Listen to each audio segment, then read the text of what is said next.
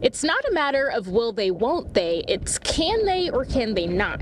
CoreCivic plans to still operate an ICE detention center here in Leavenworth, but the city ordinance suggests otherwise. It's really squishy. Squishy is not a word you typically associate with disputes. Dr. Susan Keim says squishy describes the situation in Leavenworth. In a lot of ways, different interpretations are what causes the challenge. Here's what's squishy. Does CoreCivic need a special use permit to, quote, reactivate a facility in Leavenworth as an ICE detention center, quote, in the upcoming months?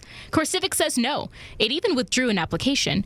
Leavenworth says CoreCivic needs a permit. The ordinance is cut and dried, but the situation is not. Professor Keim specializes in public administration. Non-conforming uses, okay. We read through the city's ordinance together. Two things stood out. First, did CoreCivic ever close the facility?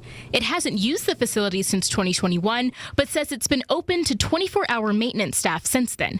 Secondly, who has jurisdiction, the city or federal government? You have different interpretations, and then that's when it goes to court. Court is a very possible next step.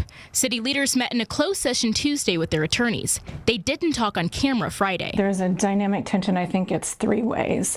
One is the city, one is CoreCivic, and one is the citizens. Citizens who've had a lot to say. I'm not saying it needs to be here, but I'm saying it is a place to consider. I have a mixed reaction. I don't think it's safe. I don't think it's wise. Before the city issues a permit, it holds public hearings. So without a permit application, the public doesn't get to weigh in.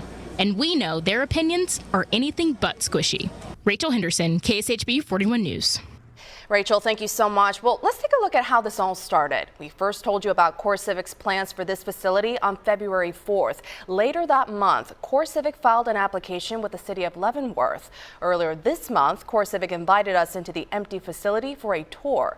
Now, on March 14th, CoreCivic withdrew this application. This brings us to today and the debate on whether that application is necessary to begin housing detainees again.